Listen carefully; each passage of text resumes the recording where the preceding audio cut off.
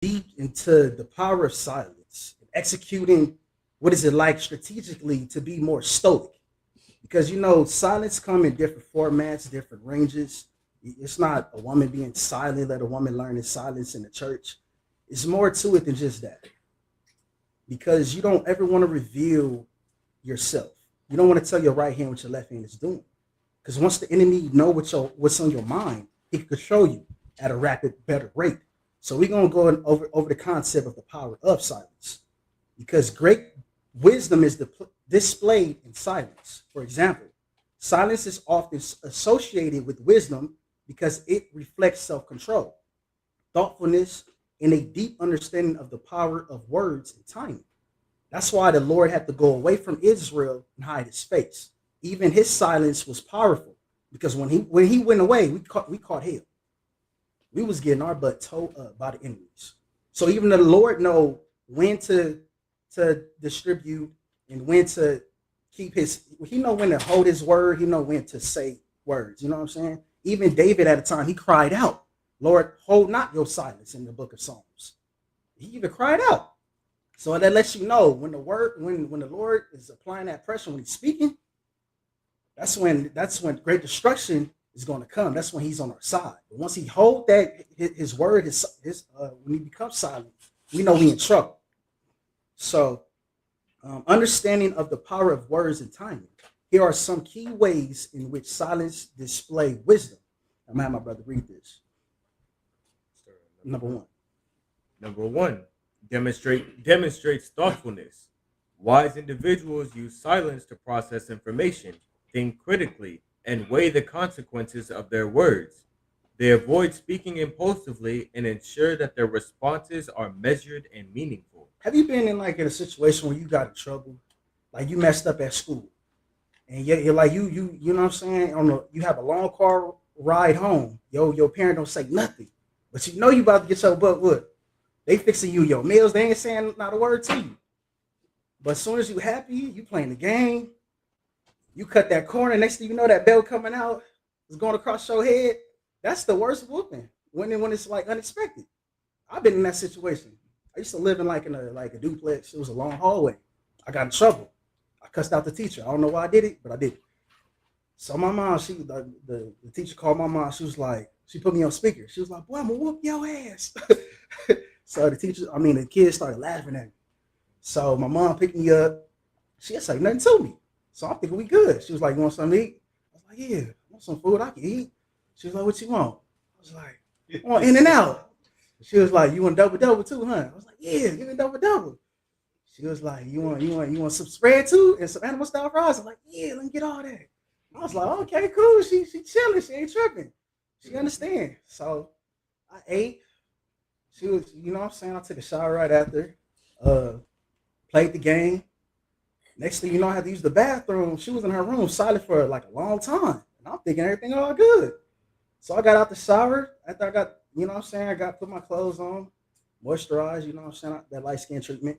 Um, then we got a long hallway. So I got out of my room, ended up hitting that corner. Next thing you know, the belt came out of nowhere. I'm like, "Oh shoot." I'm thinking it's an intruder. I'm like, "Nah, that was my mother." I was like, "Man, that was the worst butt whooping ever," because she caught me off guard. She got me when I was happy. And that's how the Lord is. He gets you when you all of a sudden when you happy. And your security, that's when the Lord can strike you down. That's just like the story where the guy randomly picked up the bow and he shot in the air and hit the king. In the spot where it was just the least armor at. That's the Lord doing. So the Lord know when to say things, when not to say things. That's like when you're in a relationship. You tell your girl you're gonna do something, you don't do it. She gonna hold you to it. You can't be trustworthy. She don't trust you to execute that thing you say you was gonna do. That's like when you tell your kid, "I'm gonna take you bike riding." Now your son looking at you sideways like, "Dad, you ain't gonna do ish."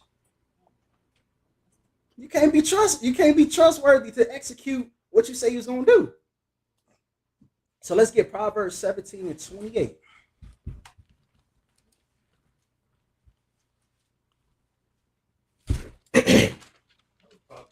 17 and 28. The book of Proverbs, chapter 17, verse 28.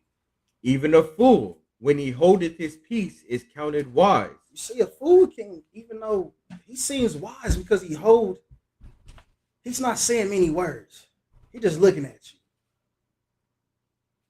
So he in that instance, he displayed great wisdom because he didn't have a nigga moment. He wasn't out there acting ratchet, acting crazy, being loud like the other opposer, the person that's all in his face, calling him names, calling him big back. I don't know what the situation is, but he's handling the situation maturely, as if he's a wise man. Because once like I study like a lot of war, and the general once said, if they can't respect your words, give them your silence to hold on to, and that kind of struck me to develop. It inspired me to do this lesson of the power of silence. So that's how I got.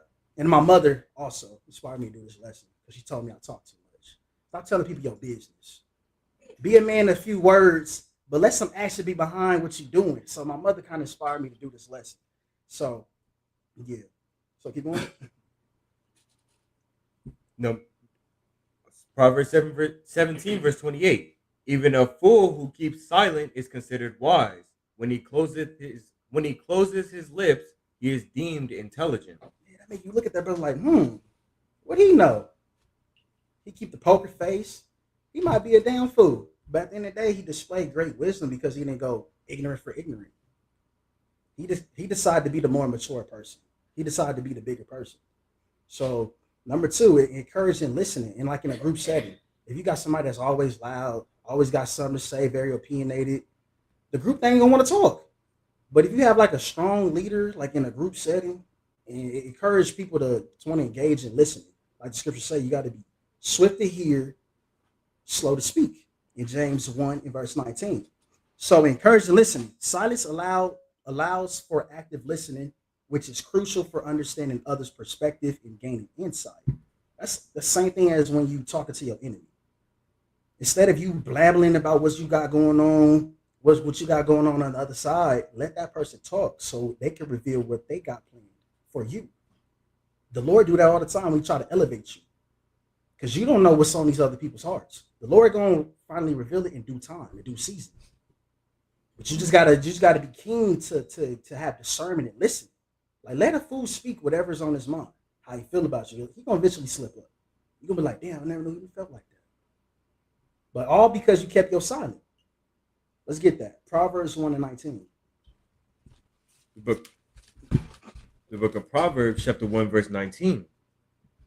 So are the ways of everyone that is greedy of gain. My bad. James 1 and 19. So like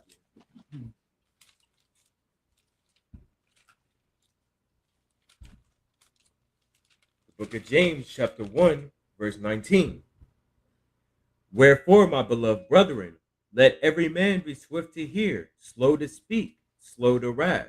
See, this key principle, it displays a lot. Slow to wrath, because most people nowadays is more impulsive. They're so quick to go to the trunk, pop the trunk, kill a person for no reason. What it could have been just a misunderstanding. Like, brother, I didn't hear you. Maybe his left ear don't work as much as the right ear. He probably didn't hear you on that side. He probably was talking to his bad ear. So he probably didn't hear you. So now y'all having a dispute for no reason. It could have been settled in a peaceful manner. Like the Lord said, blessed be the peacemaker. So by staying silent, wise people prioritize learning over demonstrating, dominating the conversation. So that's like when you're trying to engage and get to know a woman, let her talk, you know what I'm saying? When you're courting her, you let her speak, you're at the dinner table, y'all being respectful, not talking over each other.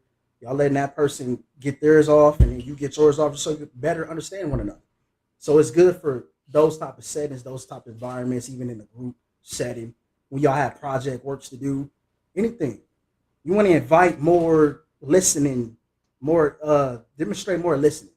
That way, the message can be conveyed. People can, better understand one another. Number 3, signals confidence in composure.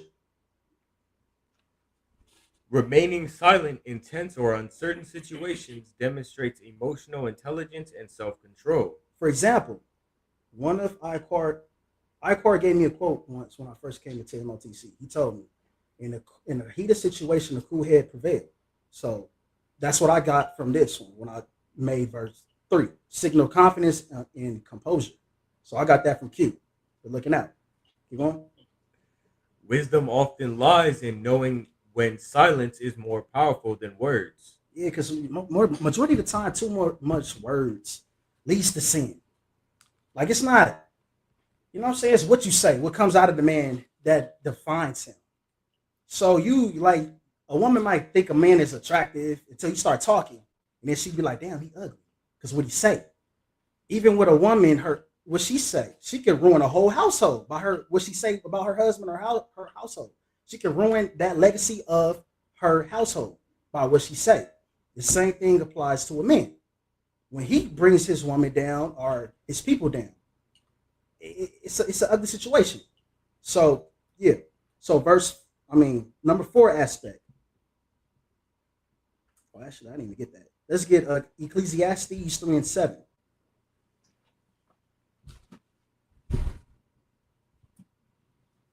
The book of Ecclesiastes, chapter 3, verse 7. A time to rend and a time to sow, a time to keep silence and a time to speak. That key word. It's a time to keep silence and also a time to speak. Because we know at the end of the day, a false balance is an abomination to the Lord. So at the end of the day, you still have to do good and communicate. That's something what I struggle with. I wasn't the best person to express my feelings. I wasn't that type of man.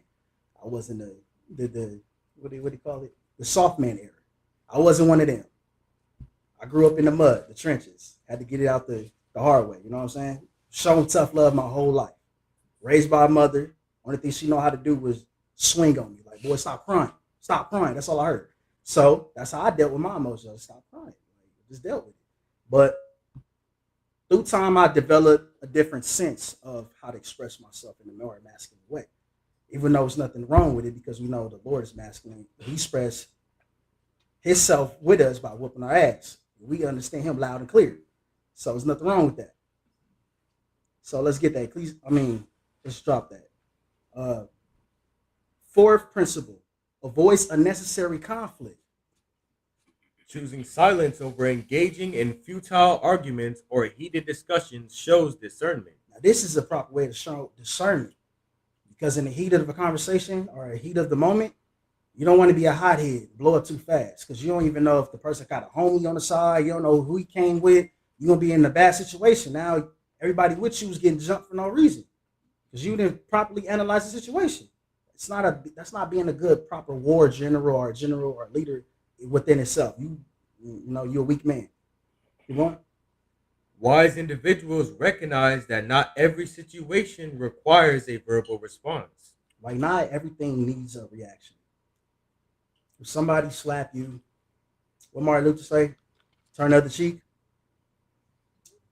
If somebody slap you, I'm putting these hands on you, not playing. But Proverbs 29 and 11.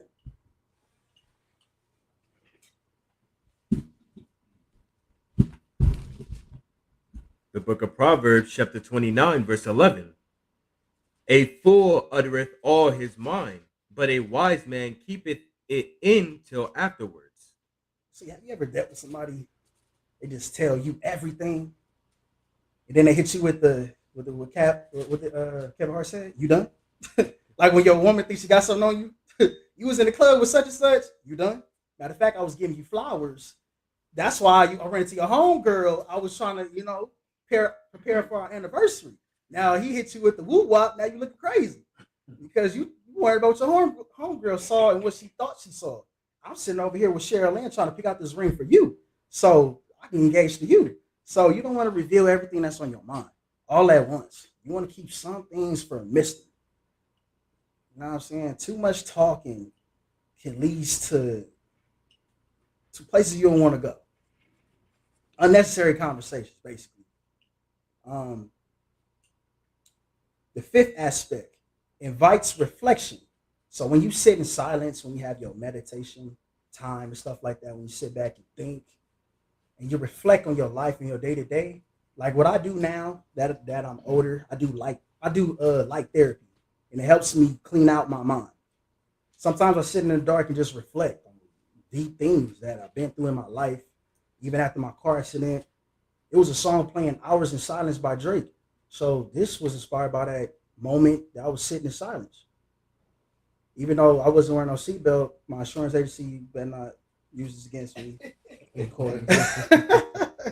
But the Lord covered me. I wasn't wearing no seatbelt, and I was sitting in silence the whole time. The person wanted to fight me. I could have had a nigga moment, got out, whooped him, but I didn't. I had a baton. Not. I ain't gonna say that. But I had a lot of stuff on me, foreign objects, let's say. But I decided to just sit in silence and just really think about the situation. Like why am I in this situation? And that helped steered me to the right direction. I started talking less and started doing more as a man. So yeah, invites reflection. So silence provides space for Silence provides space for reflection, introspection, and deeper understanding. Wise individuals use moments of silence to think, pray, or meditate, which strengthens their clarity and decision making. that's important. You can't do nothing without prayer. You can't do nothing without thinking. You have to think about the enterprise first before you develop a business. Everybody know that. Like the scripture say, you got to count the cost first, because then you're gonna be considered a fool if you don't count the cost. Like I'm working with 3,000, but this project costs 10. You'll be a damn fool to try to execute that project without the funds, without the means of executing it properly. So you got to count the cost when dealing with anything in life. You got to know what you're dealing with. Know if you can handle it. If you can't handle it, that'll make you a punk. You that's not for you. That's just not your lot. Give it to somebody else. He can handle it, but it's not for you. The Lord give you just amount that you need for you to handle at a certain given time. He give you all the tools you need. Everything is inside you.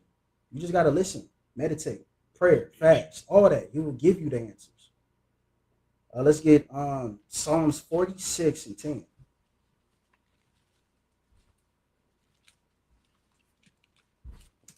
We can finish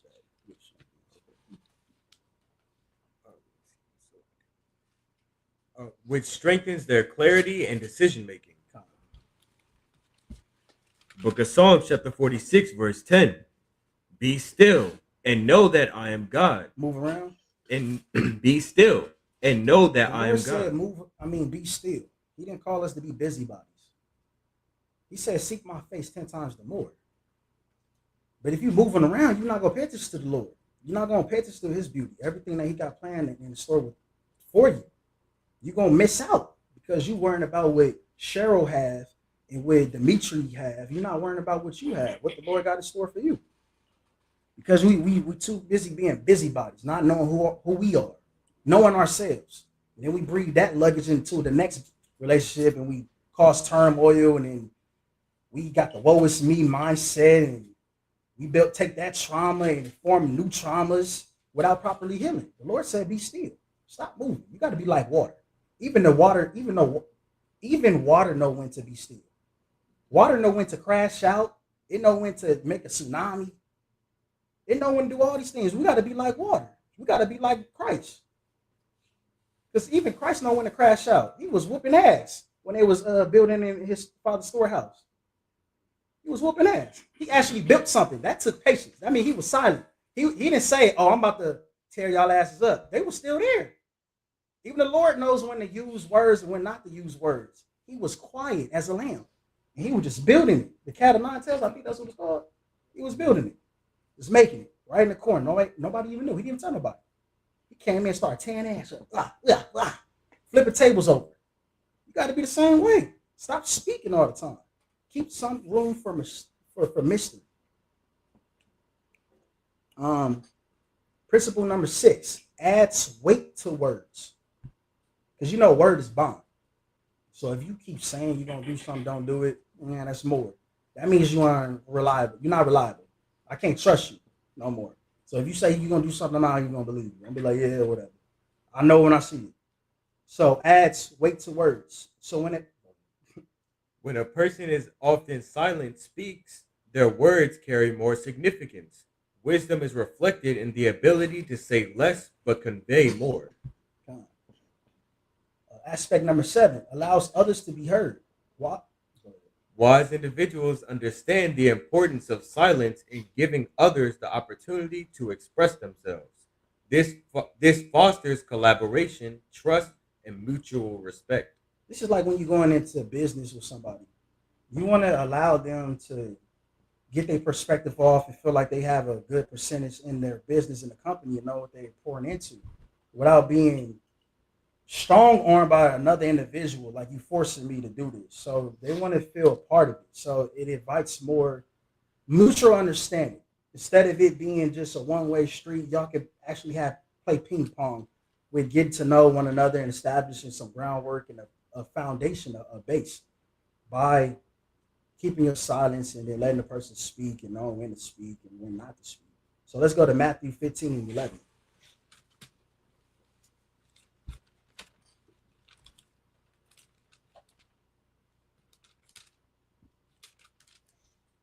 The book of Matthew, chapter 15, verse 11. Not that which goeth into the mouth defileth a man, but that which cometh out of the mouth, this defileth a man. See, this defiles the man. It's not what he eat. Ultimately, it is what he eat. But what it defiles the man is if, like, say for example, you somebody who's just always cussing, he just got a potty mouth, or somebody who's just always saying "f these O's." I'm out here in these streets killing niggas, and then you making raps, lyrics, songs about it. That's gonna defile you. Because why? Now your eyes about to come back and slay you in your neighborhood and kill you. And want to kill you, bring harm to your family. So this is defiles the man. It's these words. You gotta understand, our Creator, His words create. So when He says something, it creates those things. It created the earth. The same thing applies to you. When you say something, you're creating an environment. It can either be negative or it can be positive. That's why you got to do like affirmations. When you tell yourself that you can't, ultimately you're going to produce I can't results. If you tell yourself you can, you're going to produce I can results. You got to learn to speak life into yourself, speak life into others. That way you can see the whole totality of, you can see the tranquility of what you bring through your words by positivity speaking. You know what I'm saying? Like affirmations. I put a lot of affirmations on my wall at home. I got one that's called renew. So every day I remind myself, renew my mind, renew my mind. I'm not the same as, my thoughts is not the same as it was yesterday. So I become a different man when I keep telling myself these things. Like you can, you're the greatest. Even though I might be a weak man, I'll be like, you strong. Your arms is not noodles, even though they noodles. But you got to start speaking life to yourself. So Proverbs 10 and 19. The book of Proverbs, chapter 10, verse 19. In the multitude of words there wanteth not sin, but he that refraineth his lips is wise. See, in the multitude of words lack no sin. All that speaking, all that talking. See where all that talking gets you? Now you sinning with words. Because even the Lord tell you, refrain thy tongue to be like the old man. Now you speaking old words. You speaking worldly words. The Lord don't want you to talk like the people in the streets. He wants you to talk differently. You sinning with your lips. Because your mouth is another world. That's another tongue. Not in the freaky way y'all people be thinking. But it's a different world. It's a world of its own. You just say whatever that's on your mind. You just say whatever. Like F you. Go to hell. Nigger. Like stuff like that. It brings death around you. So now the black people want to jump you. Now we got a race war popping off. All these things. Like this is like a situation like a traffic stop. Instead of you giving him your license registration, you say F you cracker. Those words itself cause harm unto you. So now you in a jammy, you jammed up on the floor, bleeding, leaking out, having a Black Lives Matter moment. Now you want the public on your side because you couldn't even do that one thing. Just give me your license registration. Like the scripture say, agree swiftly with your adversary. You could have just agreed swiftly with him, but you want to be the mighty Negro and face on the whole world. Think you Christopher Dorner. No, you're not. You work at Rouse and you a courtesy clerk. Be that.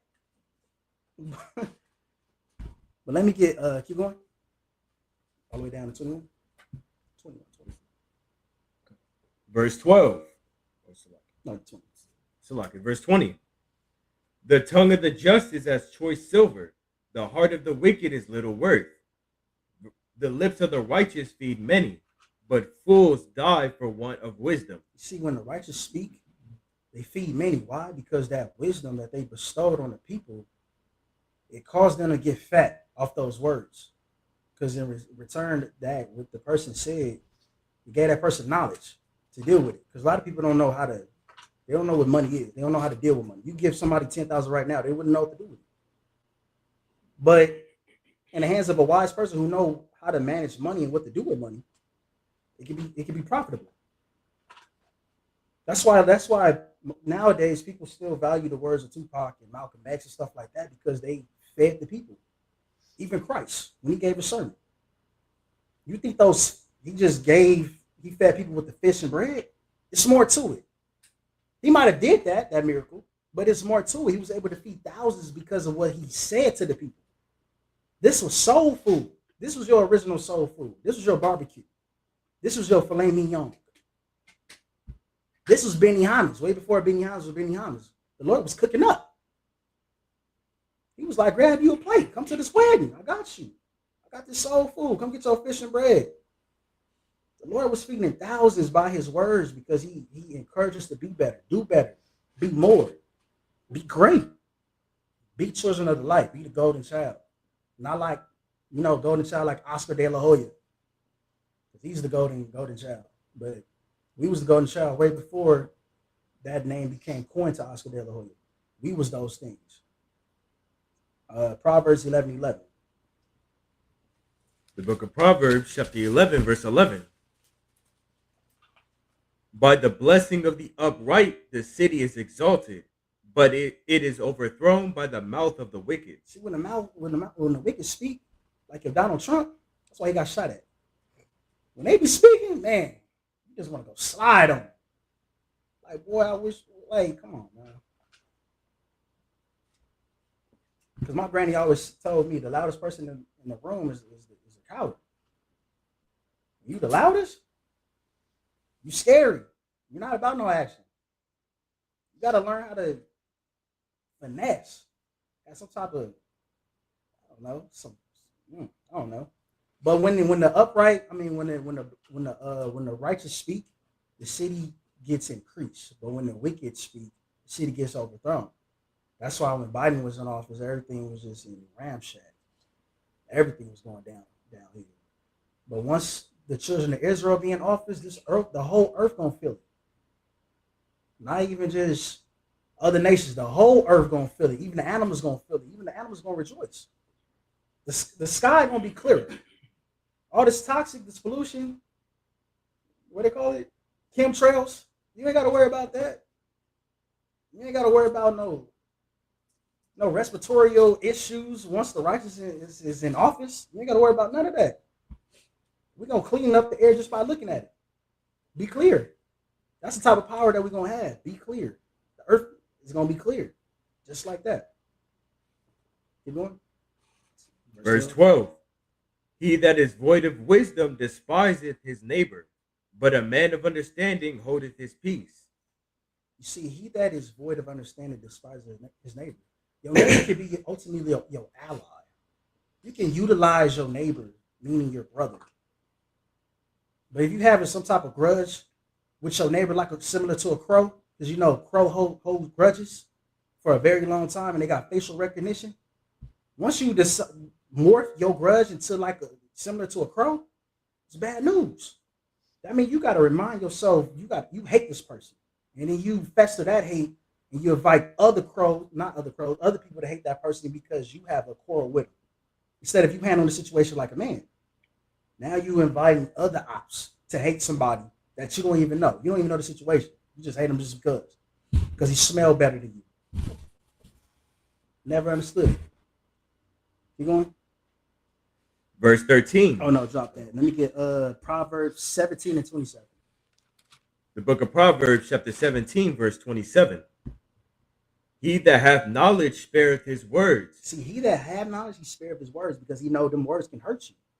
Ultimately, if it's not constructive criticism, If it's not trying to build you up right after they tell it to you, they just ultimately just trying to hurt you. So a person with great renown, he gonna hold back some of that pressure. Like if you having like a one-on-one session, like when you telling your wife, "Hey, what's going on with you?" Instead of you chewing her out, just tread softly, and then give her the groundwork afterwards. Once you finally understand, keep going. And a man of understanding is of an excellent spirit. The Lord called this an excellent spirit because what you displayed was something excellent. Because people egos getting away, people pride getting away. No, you ain't gonna tell me to be quiet. It's my house. I'm gonna speak. Now you're in the doghouse sleeping on the couch because you want to speak. The Lord love it when a man and a woman agrees, even when a brother agrees. The Lord love it. That's funny. Let me get Job 13:5.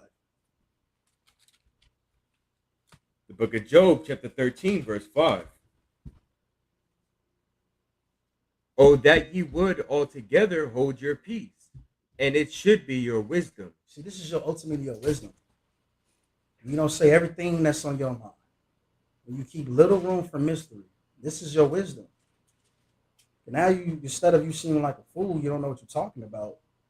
In a moment, you probably didn't know what you're talking about. But once you hold your peace and gathered more intel and more information, you finally knew which direction to go towards because you held your peace. Now you have great wisdom. Now you can rebuttal. Now you have an ultimate rebuttal. That's just like rappers.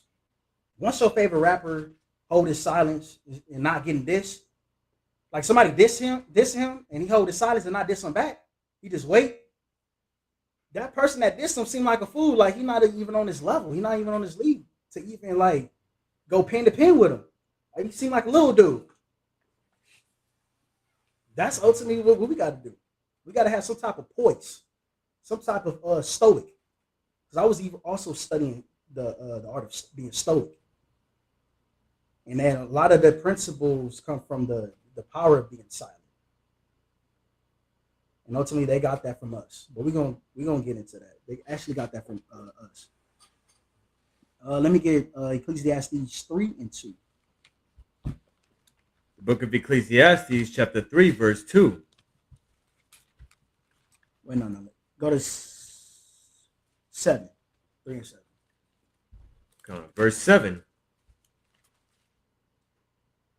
A time to rend and a time to sow, a time to keep silence and a time to speak, a time to love and a time to hate, a time of war and a time of peace. Ultimately, it's a time for everything under the sun.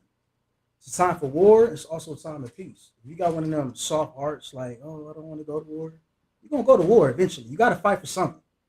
You got to fight for what you believe in. If you believe in something, you got to fight for it. It's ultimately, the Lord loved us so much, He fought for us. He died for us. You gotta love. You gotta fight for the things you love, even though, despite what other people say or think and feel, well, I don't want you for this person. Well, I'm gonna fight for this person anyways. This is what I want. The Lord didn't wait till the other nations be like, oh, they ain't nothing. Lord, why you fighting for them? Come fight for us. No, the Lord loved us that much. He still fought for us. We turned our back on Him. He still fought for us. We brought Him to open shame. He still fought for us. We built a golden calf. He made us drink it and still fought for us. And we still gang banging on the block. If it ain't a street of gold, I'm not repping that city. That's the only street I'm going to rep. There's a street of gold. I want to rep that. I'm repping that hard. Gold Lane. That's me. Big G's. I'm repping that block. Because then it's going to be your own block. You ain't got to worry about the homie, the people, your enemies. Oh, he in such and such hood. You ain't got to worry about that. It's a city of gold. They're going to have your own name on it. A new name. The Lord said He's going to give you a new name. I'm going to give you my Father's name. But we want to rep stuff that don't have nothing to do with us. We want to rep a block called Obama Street.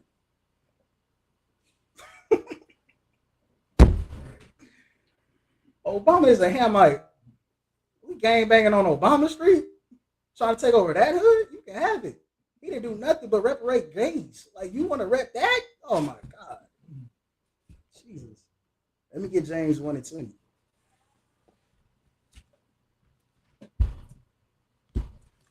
The book of James, chapter 1, verse 20.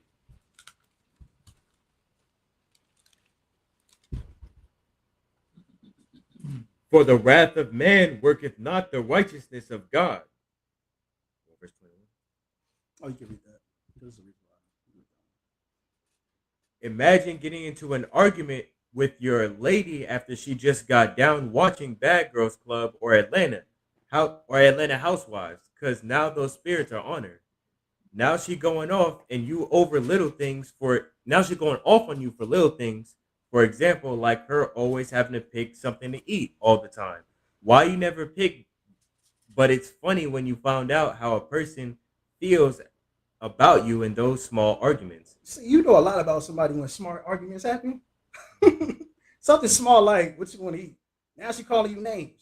Well, you didn't pick up your dirty drawers last night. Now you want to ask me what I want to eat, nigga. Like, come on now. Like, you know, you figure out so much about a person. Now those spirits is jumping on you. Now the desperate housewives spirits is jumping on your woman. You got to be careful what you eat. Also, what you watch. That's another process of eating, because your soul eats the things that it watches. You got to be careful who you listen to. Either rap music, Tupac make you want to kill somebody. I hit him up. I was doing push-ups. I want the rivals. Like, man, I got in a bad spirit. I'm like, man, I'm about to shock this fool. Like, somebody rubbed me the wrong way. You start listening to drill music. Now it cause you to do a drill. Hit a lick and all kinds of stuff. Hit a lick at Quick and Split. That's a true story. Somebody really did hit a lick at Quick and Split. That's crazy. No, it wasn't me. I promise you. That wasn't my past sin. I wasn't doing that. That wasn't mine. Let me get Ephesians 6 and 12.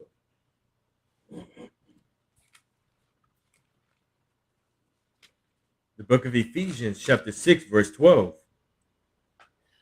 For we wrestle not against flesh and blood, but against principalities, against powers, against the rulers of the darkness of this world, against spiritual wickedness in high places.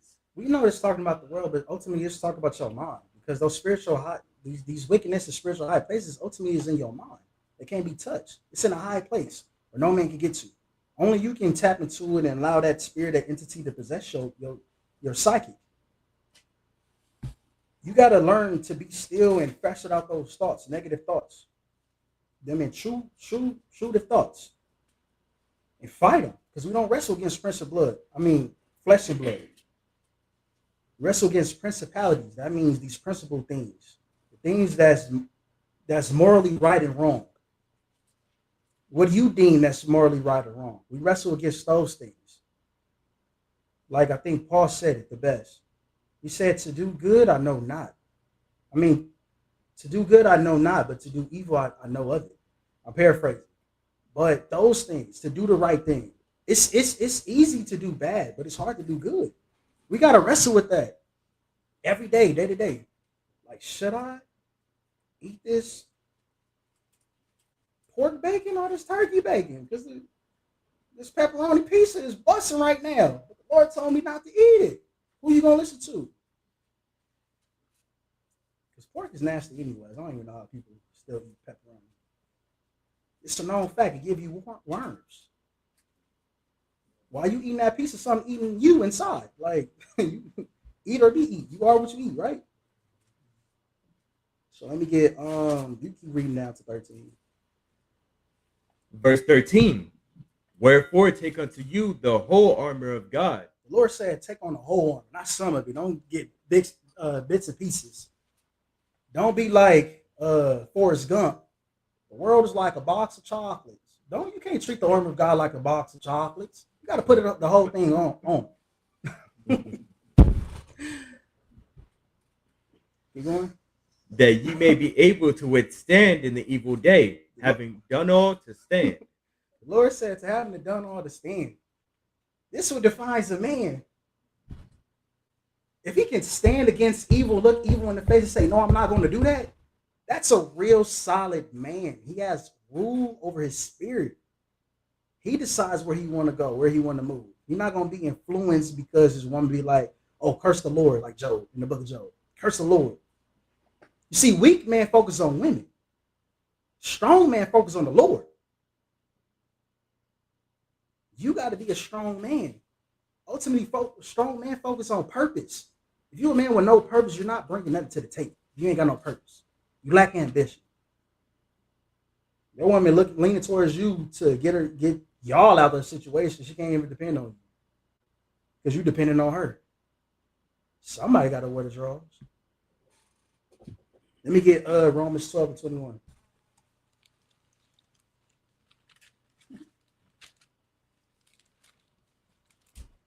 The book of Romans, chapter 12, verse 21. Be not overcome of evil, but overcome evil with good. So you got to overcome evil with good. Got to. It's important. I was watching Batman. I think Two-Face said it. He said, you fight evil so much, you become the thing you fight. You start becoming the thing that you fight. I was like, damn. That's true. You become the very same thing you fight against your whole entire life. Somebody is very hungry for power. You start fighting that person who's hungry for power. You want to be this big influence. You start to become that person. Because it's like, I don't know how to explain it. But I'm going to get it later once this lesson goes on. I'm going to get it later. But no one wins when the family fuels. And the devil knows that. You upholding righteousness for righteousness. Spiritually is whipping that wicked spirit. I didn't write that right. So let me get James 4 and 7. The book of James, chapter 4, and verse 7.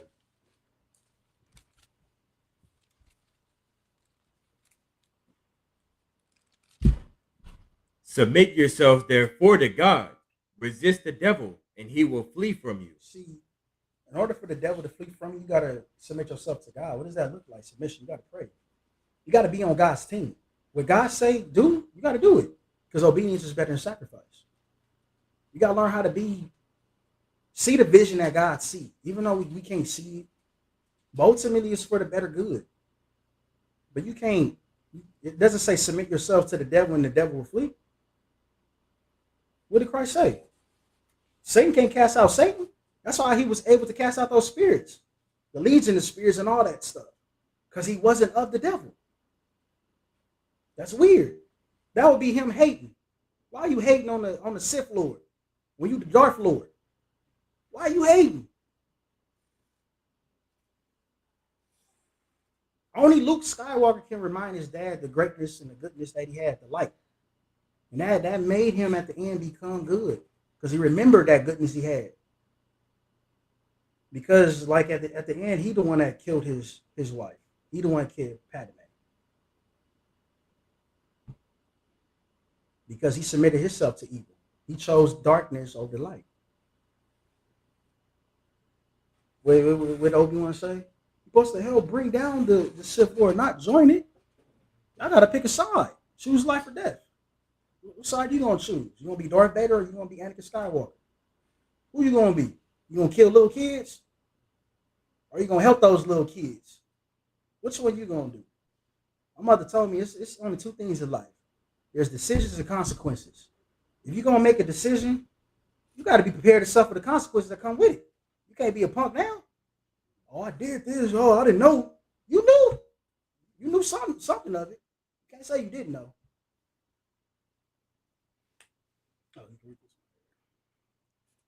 What if Yahushua decided to blurt out each and every one of our sins and cast down all his angels as he was being crucified?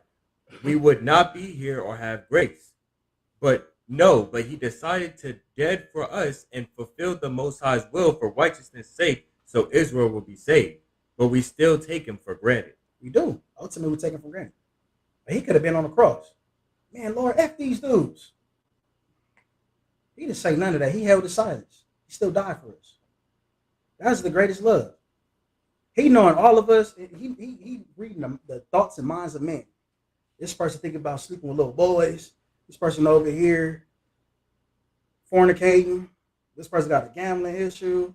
He's seen all the thoughts of men while dying, knowing he's sinless, and still said, Father, forgive them, for they know not what they do. That's crazy to me.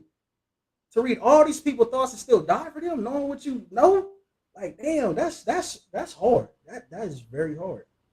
It's hard to try to be Christ. We having a tough time being Christ like as it is. We struggling. But he kept his silence and endured. Luke 23 and 34.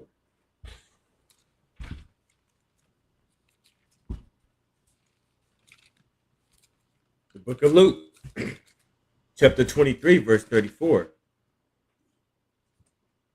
Then said Yahushua, Father, forgive them, for they know not what they do. And they parted his raiment and cast lots. So why we can't do the same for him or for each other? We got to display the same type of self-control, love, and respect for one another. That's the only way we get the kingdom. You can't do it alone. This ain't a solo type story mode. You can't. You need a partner. You need something. You need a dog. Even I Am Legend. Will Smith had a dog. You need something to keep you occupied and company. You can't do it by yourself. Even the little lady came along with her son. I think it was a son. I forgot. Because he was losing his damn mind. He was shooting at the mannequin. Are you real? Losing his mind. You need something to keep you sane. Keep you grounded. Let me get 1 Timothy 1 and 5.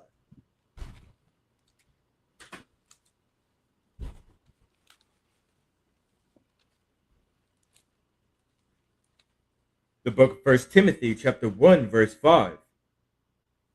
Now the end of the commandment is charity out of a pure heart, and of a good conscience, and of faith unfeigned. Unfeigned. That's a crazy word. Unfeigned? Have you seen a crackhead on dope? Fiending? This is, man, you got to be a faithful freak for this. The Lord say you got to be unfeigned when giving, when being charitable. Because this is the end of the commandments. Because we know a love covers a multitude of sins. Let me give Proverbs 3 and 1.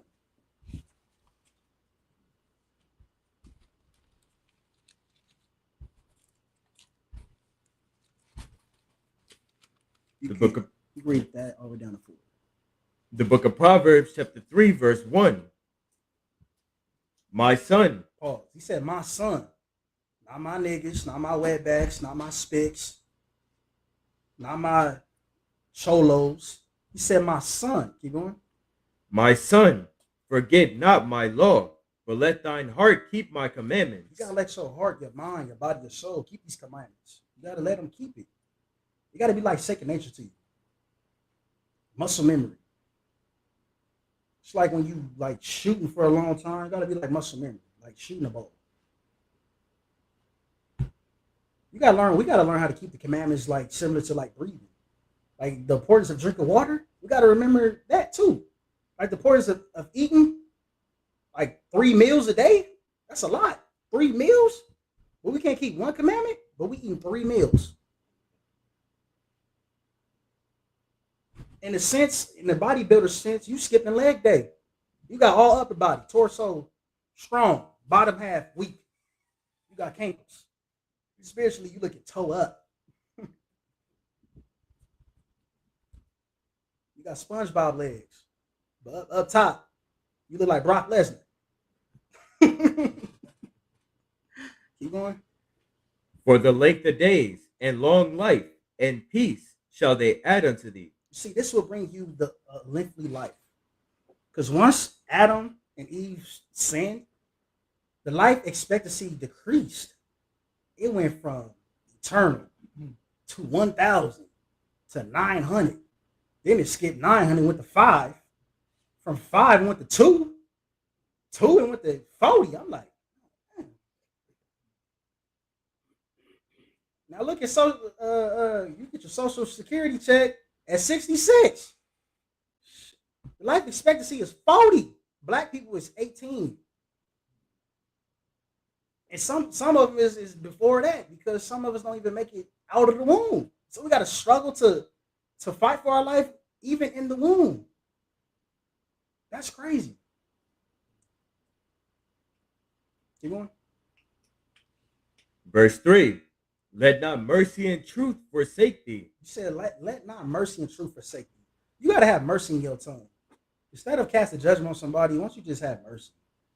Like Christ did when he told the woman, he wrote in the sand, sin no more. All of us be so quick to cast stones. You so quick to pick up a stone and throw it at somebody. What about that sin that's lying dormant in your heart? The Lord could bend through a stone at that, but you can't wait to pick up that boulder. Ugh. Trying to knock somebody out when you dealing with the same sin. You gotta have some type of mercy. 70 times 7, huh? Even your own enemies don't display 70 times 7, but they want to preach it. Keep going. Bind them about thy neck. Write them upon the table of thine heart. He said, bind them on that neck. You know, like that Cuban link. You gotta put it. You gotta rock it. These commandments, these law, statutes, commandments, got to be like a medallion, like the soul brother medallion, off an undercover brother. You gotta wear it like a medallion. This is the mojo of Austin Power. You got to get groovy with these commandments. This is your mojo. Keep going. Verse 4. So shalt thou find favor and good understanding in the sight of God and man. See, not only in the sight of God, meaning Elohim, power, because God just means power. That means the angels. That means Christ. That means our forefathers, foremothers, everybody that's in heaven. God sent me an angel, like that song, from the heavens above.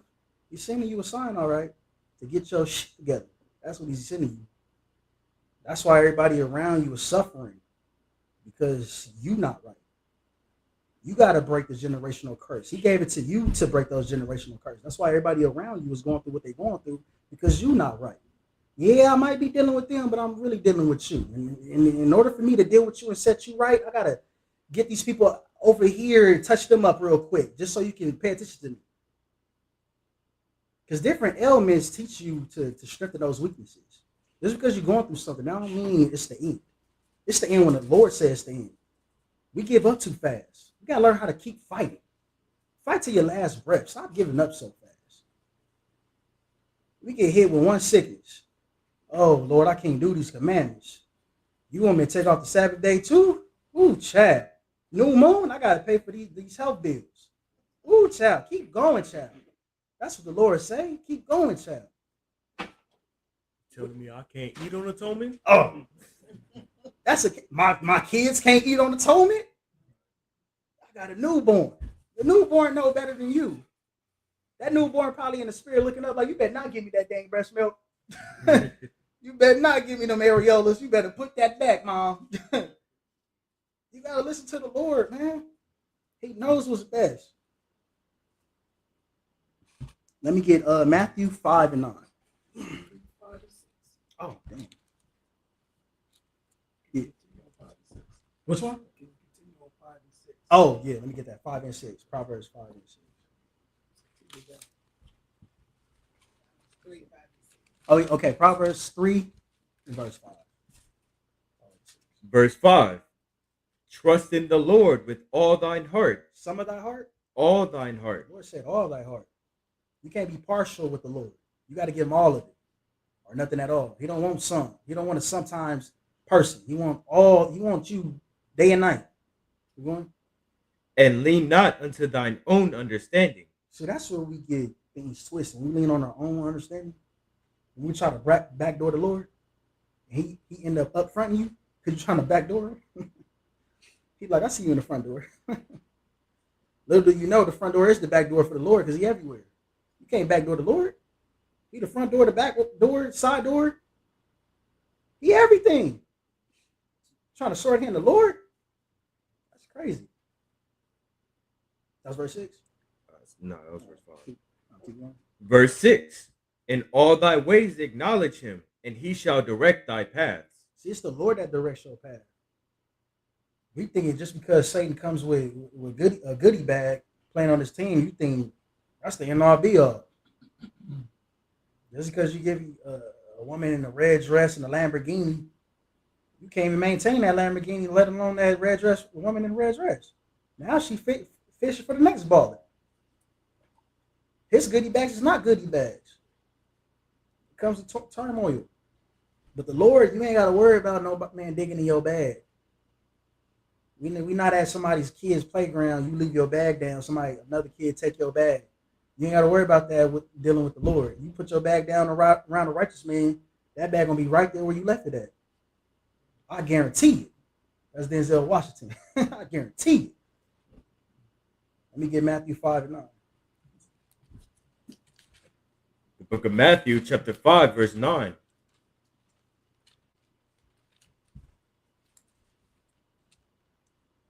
Blessed are the peacemakers. Blessed are the crash outs. Blessed are the peacemakers. The Lord said, blessed are the peacemakers. Not the ones that's crashing out, bugged out, trying to be like 4 extra. A bunch of 4 extra trying to catch a fade. The Lord said, fight your inner demons, man, before you try to fade up anybody. Fight your inner demons. Stop trying to be like 4 extra. You too extra, man. Calm down. Chill out. Keep going. For they shall be called the children of God. Why? Because they display great wisdom, patience, what the kingdom is like. Because even though the Lord can crash out at any given time and moment, but what makes him powerful is the fact that he don't do it. Even though he got the power to do it, he just don't do it. He can do it, but he don't do it.